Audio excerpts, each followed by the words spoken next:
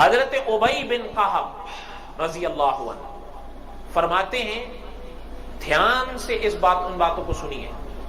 حضرت ابی بن کعب رضی اللہ عنہ فرماتے ہیں روز قیامت سے پہلے 6 نشانیاں پیش آئیں گی. لوگ بازاروں میں چل پھر رہے ہوں گے کہ سورج کی روشنی بجھ جائے گی. ابھی وہ اسی حالت میں ہوں گے کہ پہاڑ زمین پر گریں گے تو زمین حرکت میں آ جائے گی، جس سے جنات انسانوں کی طرف اور انسان جنات کی طرف گھبرا کر بھاگیں گے. جانور، پرندے، درندے آپس میں خوف کی وجہ سے گڑبڑ ہو جائیں گے. اسی کے متعلق اللہ تعالیٰ ارشاد فرماتے ہیں وَإِذَا الْوُحُوشُ حُشِرَتْ، کہ جب جانور ایک دوسرے میں مل جائیں گے. یہ بھی سورۃ تکویر اذا الشمس کوورت کی ہی آیت ہے.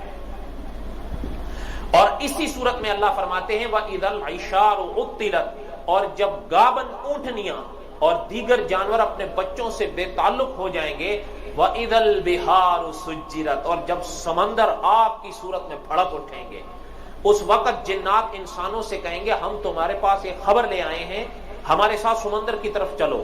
یہ دونوں گروہ بھاگے بھاگے جب وہاں پہنچیں گے تو آگ ہی آگ ہوگی جو شعلے مار رہی ہوگی. وہ اسی حال میں ہوں گے کہ زمین پھٹ کر یکدم 7ویں زمین سے جا ملے گی اور آسمان پھٹ کر یکدم 7ویں آسمان سے جا ملے گا. یہ لوگ اسی حالت میں جب پہنچیں گے تو ان پر ایک ایسی ہوا چلے گی جو ان کو موت دے دے. کوئی بات سمجھ میں آ رہی ہے؟ آگے سنیے. حضرت ابن مسعود رضی اللہ تعالیٰ فرماتے ہیں 30ویں پارے میں ایک اور آیت آتی ہے لَتَرْكَبُنَّ طَبْقًا عَنْ طَبَقٍ، یہ بھی 30ویں سپارے کی آیت ہے. اس کی تفسیر میں حضرت ابن مسعود رضی اللہ تعالیٰ فرماتے ہیں کہ آسمان پھٹے گا، پھر ٹکڑے ٹکڑے ہوگا، پھر سرخ ہو جائے گا. حضرت محمد بن کعب رحمۃ اللہ علیہ فرماتے ہیں کہ قیامت کے دن لوگوں کو اندھیرے میں اٹھایا جائے گا جبکہ آسمان کو لپیٹا جا چکا ہوگا، ستارے جھڑ چکے ہوں گے، سورج اور چاند ختم ہو جائے گا جبکہ آسمان کو لپیٹا جا چکا ہوگا، ستارے جھڑ چکے ہوں گے، سورج اور چاند ختم ہو چکے ہوں گے. ایک آواز دینے والا آواز دے گا، لوگ اس دن اس کی آواز کے پیچھے پیچھے دوڑیں گے. اللہ تعالیٰ نے سورت ابراہیم میں ارشاد فرمایا ہے، سورت ابراہیم کی آیت نمبر 48 ہے. اللہ فرماتے ہیں جس روز دوسری زمین بدل دی جائے گی اور زمین کے علاوہ اور آسمان بھی اور سب کے سب ایک زبردست اللہ کے روبرو پیش ہوں گے.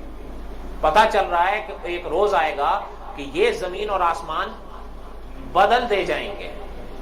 زمین دوسری ہوگی، آسمان بھی دوسرا ہوگا. آگے سنیے. سورت زمر میں اللہ فرماتے ہیں حالانکہ ساری زمین اس کی مٹھی میں ہوگی قیامت کے دن اور تمام آسمان لپٹے ہوں گے اس کے دہنے ہاتھ میں.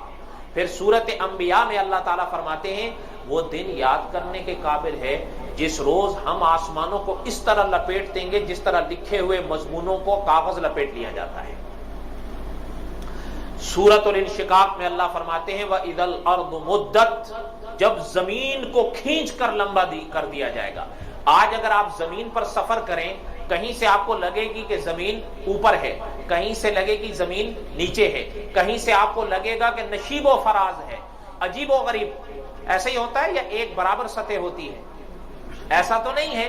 لیکن اللہ پاک کلام پاک کے اس موقع پر فرماتے ہیں کہ ہم اس دن زمین کو کھینچ کر برابر کر دیں گے، اس میں کوئی یوں یا یوں حصہ نہیں رہے گا. اچھا میں ذرا آپ سے پوچھتا ہوں، جو زمین یوں ہو مثال کے طور پر اس میں جھول ہو، وہاں زیادہ لوگ کھڑے ہو سکتے ہیں جو یوں ہو؟ جو سیدھی ہو اس میں لوگوں کی تعداد زیادہ آ سکتی ہے نا؟ ایسا ہی ہے نا؟ اب اگلی بات سنیے جو حضور علیہ السلام نے فرمایا ہے. حضرت جابر رضی اللہ تعالیٰ فرماتے ہیں کہ حضرت صلی اللہ علیہ وسلم نے فرمایا قیامت کے دن زمین کو چمڑے کی طرف کھینچ کر لمبا کر دیا جائے گا، پھر بھی انسان کے لیے اس پر اس کے اپنے 2 قدم رکھنے کے علاوہ کوئی جگہ نہ ہوگی. اس لیے کہ حضرت آدم سے جو یہ سلسلہ شروع ہوا ہے اور قیامت تک آئے گا تو سب نے وہیں تو اکٹھے ہونا ہے.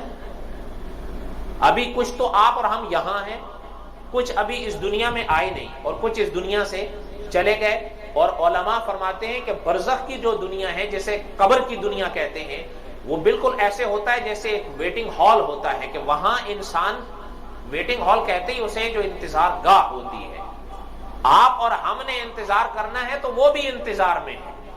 وہ کس چیز کے انتظار میں ہے؟ تو فرمایا جب سارے وہاں جمع ہوں گے تو حضور نے فرمایا اتنی جگہ ہونے کے باوجود بھی انسان کے اپنے 2 قدم کے سوا جگہ نہیں ہوگی کہ وہاں کوئی قدم رکھا جا سکے.